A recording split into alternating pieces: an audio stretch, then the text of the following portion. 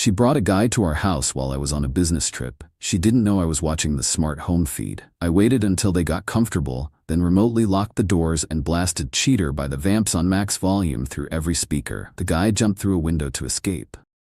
Posted this in relationship advice, but they told me to come here instead. So I'm 29M and work in cybersecurity. Been with my girlfriend Tara, 26F, for about 18 months. We don't live together officially, but she basically moved into my place 6 months ago. Has her own key, sleeps there most nights, keeps clothes and stuff there. I own a pretty nice house in the suburbs, 3-bedroom, 2-bath, with a decent backyard. Bought it 2 years ago when I got promoted. The house came with some basic smart home stuff, but I went crazy upgrading everything because it's literally what I do for work. We're talking smart locks on every door, smart doorbell with facial recognition cameras in every room except bedrooms and bathrooms, motion sensors, smart speakers throughout the house, automated lighting, climate control, the works. I can control everything from my phone or laptop. Tara knew about most of the tech stuff, but she's not really into gadgets. Always said it was too complicated, and she'd just rather use regular switches and keys. Fair enough, not everyone's a tech nerd. The problem started about 2 months ago. Tara began acting weird about my work trips. I travel maybe twice a month for conferences or client meetings, usually just 2 or 3 days. She used to be cool with it, even liked having the house to herself to binge watch shows and order takeout. But suddenly she was asking tons of questions about my schedule. When exactly was I leaving? What time would I be back? Which hotel was I staying at? At first I thought she was just missing me more as we got more serious. Then she started suggesting I should cut back on travel. Said it wasn't good for our relationship that I was gone so much. This was weird because my travel schedule hadn't changed and she'd never complained before. I also noticed she was being more secretive with her phone. Used to leave it lying around, now she kept it face down or took it with her everywhere. Started getting texts at weird hours and would quickly close whatever she was looking at when I walked by. When I asked about it, she said work was just stressing her out. She does marketing for a local gym chain, so I figured maybe they were expanding or something. But her explanations were always vague, and she'd change the subject quickly. 3 weeks ago, I had to go to Denver for a client presentation. Big potential contract, so I couldn't cancel or postpone. Tara seemed annoyed when I told her about the trip, kept saying the timing was bad, and asking if I really had to go. The night before I left, she was acting super affectionate. Making my favorite dinner, being extra touchy, talking about how much she'd miss me. Looking back, it was probably guilt, but at the time I thought she was just being sweet. I flew out Tuesday morning for a Wednesday presentation, planning to come back Thursday evening. Standard 3-day trip, nothing unusual. Tara dropped me at the airport and everything seemed normal. Tuesday night around 11 p.m., I was reviewing my presentation in the hotel room when I decided to check the house cameras. I do this sometimes when I travel just to make sure everything's secure. Perks of having a smart home setup. I pulled up the app on my laptop, expecting to see empty rooms. Maybe Tara asleep on the couch watching Netflix. Instead, I saw her in my living room, with some guy I'd never seen before. They were sitting pretty close on the couch, sharing a bottle of wine. My first thought was maybe it was her brother or a friend from work. But then I saw them kiss and my stomach dropped through the floor. This wasn't some friendly visit. This was a date. In my house. While I was across the country. I watched for about 10 minutes trying to process what I was seeing. They were all over each other, making out like teenagers. Tara was wearing this black dress I'd bought her for our anniversary. The guy was tall with dark hair, looked like he worked out a lot. I could have confronted them right then. Called Tara's phone or used the smart speakers to say something, but I was too shocked to think straight. Plus, part of me wanted to see how far this would go. They moved to the kitchen, where Tara was showing him around like she owned the place. Pointing out the fancy coffee machine I'd bought, the wine fridge, the smart appliances. Playing hostess in my house with her side piece. The guy seemed impressed, asking questions about the tech setup. Tara was laughing and touching his arm, being all flirty. At one point, she pressed him against the counter and started unbuttoning his shirt. That's when I closed the laptop. I'd seen enough to know this wasn't some innocent mistake or misunderstanding. Tara was cheating on me in my own house and enjoying every second of it. I barely slept that night. Kept thinking about what I'd witnessed, replaying it in my head. Part of me wanted to fly home immediately and confront them. But my presentation was too important, and honestly, I needed time to figure out my next move. Wednesday was a blur. Gave my presentation on autopilot, mind completely elsewhere. Closed the deal, but couldn't even feel good about it. Kept checking my phone for messages from Tara, acting like everything was normal. She texted me around noon, saying she missed me and couldn't wait for me to come home. Even sent a selfie of her in bed with the caption, "Lonely without you." The audacity was unbelievable. That evening, I was back in my hotel room when curiosity got the better of me. I opened the camera app again, wondering if Mystery Guy was back for round 2. Sure enough, there they were in my living room again, looking even more comfortable. This time they'd ordered pizza and were eating it off my good plates. Tara was wearing one of my college hoodies and nothing else from what I could tell.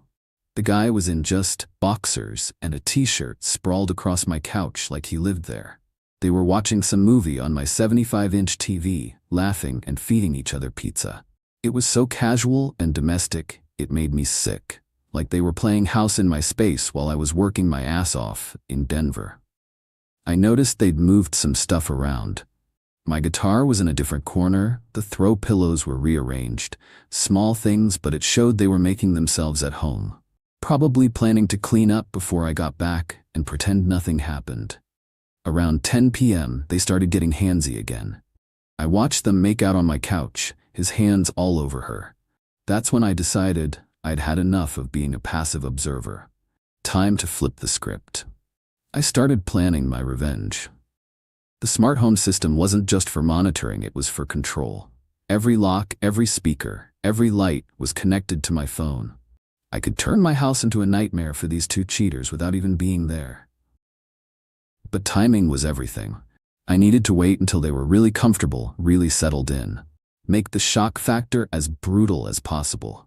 Give them a scare they'd never forget. Thursday morning, I told Tara my flight was delayed and I wouldn't be home until late Friday. She seemed happy about the extra time, texting back that she'd wait up for me. Yeah, right, she'd be waiting up, all right, just not alone. I actually caught an earlier flight Thursday afternoon and was back in the city by 6 p.m. But instead of going home, I checked into a hotel near the airport. Grabbed dinner and waited for the show to begin. Around 8 p.m., I started monitoring the cameras. Tara and her boyfriend were back already in full date night mode. She'd cooked dinner in my kitchen using my groceries, my pans, my dishes. They were eating by candlelight at my dining room table. The guy had flowers with him this time. Roses in a vase sitting on my table like this was some romantic anniversary dinner. The disrespect was off the charts. They weren't just cheating, they were mocking me. After dinner, they moved to the living room with wine. Tara put on music and they started slow dancing in front of my fireplace. She was in this red dress I'd never seen before, probably bought it special for her affair. I watched them dance and laugh, getting more and more angry. These people were celebrating their betrayal in my space, with my stuff acting like they didn't have a care in the world. Time to change that. They eventually sat down on the couch, getting cozy. The guy kicked off his shoes, put his feet up on my coffee table. Tara curled up next to him like they were some old married couple. That's when I knew it was time to act. First, I killed all the lights. Every single bulb in the house went dark at once. I could see them on the cameras looking around, confused, trying to figure out what happened. Tara was fumbling for her phone's flashlight. I gave them about 30 seconds to process the darkness before starting phase 2. Opened my music app and selected the perfect song. Cheater by the Vamps, because I'm not subtle when I'm pissed off. Hit play and cranked the volume to maximum on every speaker in the house. Kitchen, living room, dining room, hallways, bathrooms. 14 speakers all playing the same song at ear-splitting volume. The bass was probably shaking the windows. The camera footage was priceless. Both of them jumped like they'd been electrocuted. The guy fell off the couch, and Tara dropped her wine glass. They were looking around wild-eyed, trying to figure out what the hell was happening.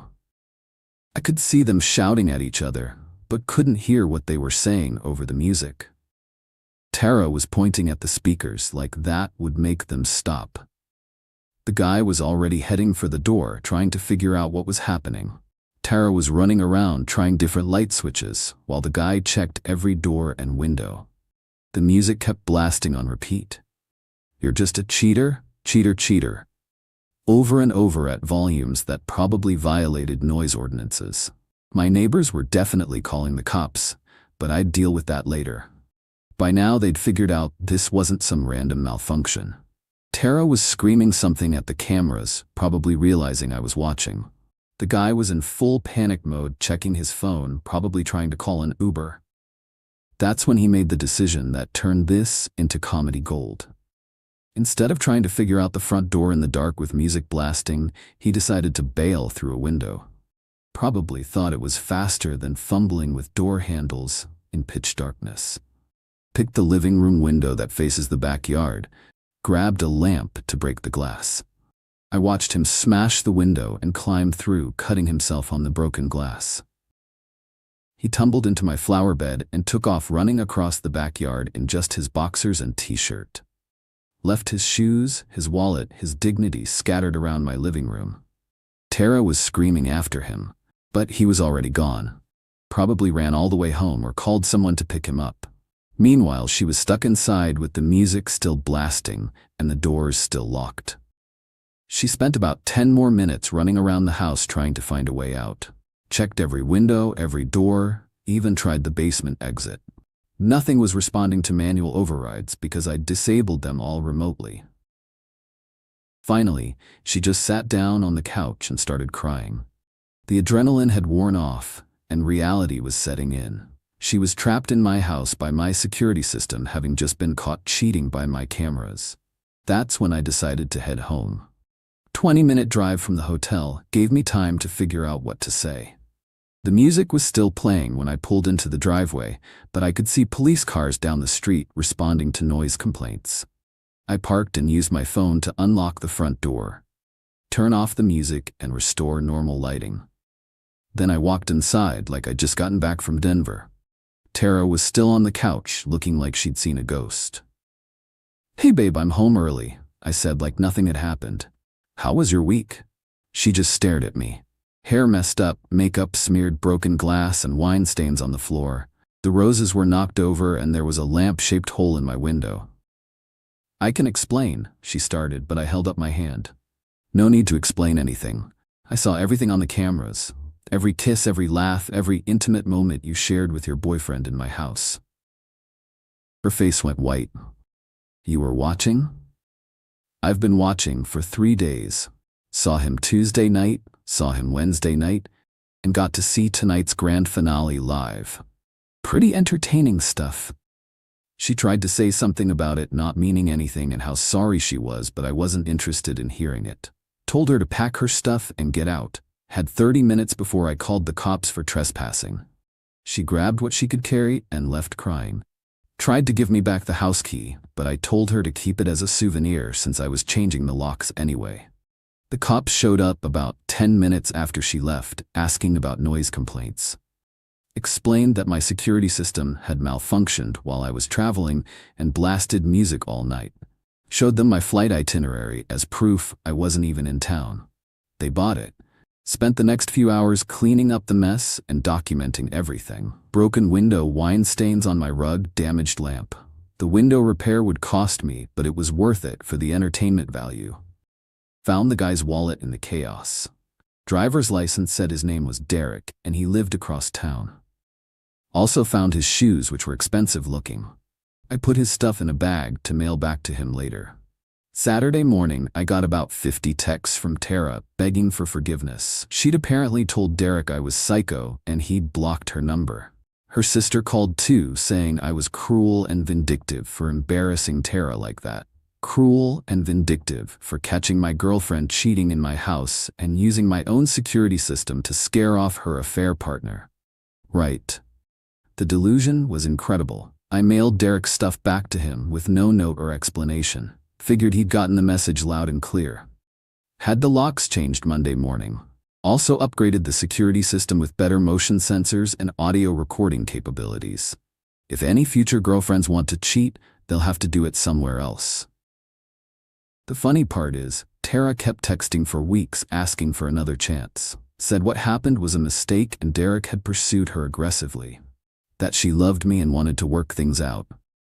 But her social media told a different story. Posted pictures of them together at restaurants and events going back 2 months. They'd been seeing each other long before that night at my house. I was just the meal ticket while she figured out her options. Derek apparently ghosted her after the window incident. Can't say I blame him. Getting trapped in a crazy smart house probably wasn't part of his affair fantasy. She tried to spin it as my fault for being controlling and invasive. 3 months later, and I'm doing great. Single and loving it. The house feels cleaner somehow without her stuff everywhere. Been on a few dates but taking things slow after getting burned so badly. Upgraded my smart home system even more. Now I have motion tracking doorbell cameras that can identify faces and license plates. If Tara or Derek ever show up on my property again, I'll know immediately. Some people think what I did was too extreme. That I should have just confronted them like an adult, instead of turning my house into a trap. But honestly, they got off easy. I could have called the cops for breaking and entering, or posted the footage online. Instead, they got scared, embarrassed, and publicly humiliated. Derek probably thinks twice before sleeping with taken women now. Tara learned that actions have consequences, and some people don't just roll over when betrayed. The smart home revenge was perfect, because it used their own comfort against them. They thought they were safe in my house while I was traveling.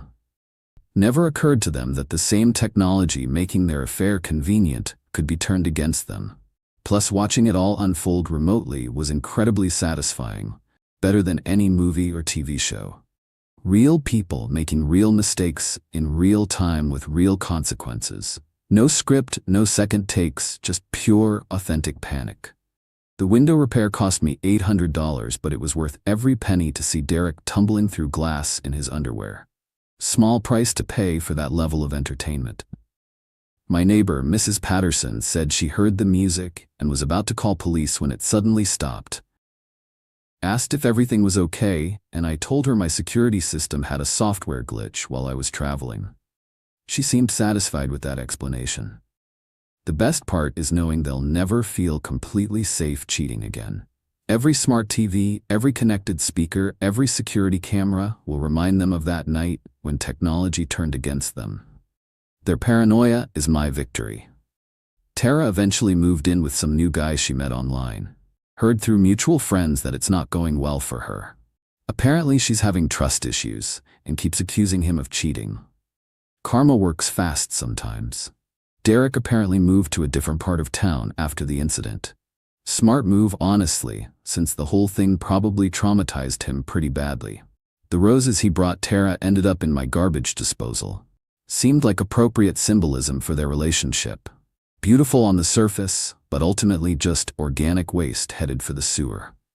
My dating profile mentions I have excellent home security. Most women think it means I'm safety conscious and responsible. They have no idea it also means cheaters get trapped and humiliated by an angry nerd with too much technology.